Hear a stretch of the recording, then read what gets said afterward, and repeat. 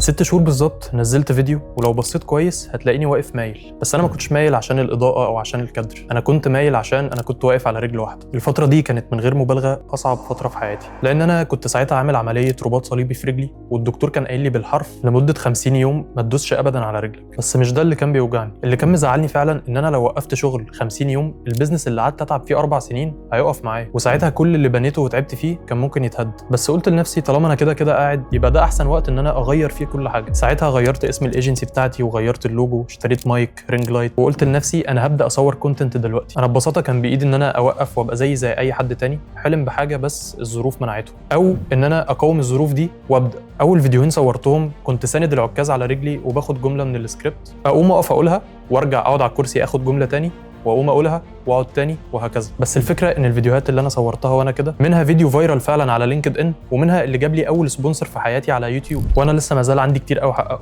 بس دايما لما باجي ارجع ابص لورا بحمد ربنا اني كملت وما وقفتش. وانا بحكي القصه دي عشان اثبت لاي حد ان هو يقدر يحقق اي حاجه هو بيتمناها حتى لو الظروف كلها كانت ضده.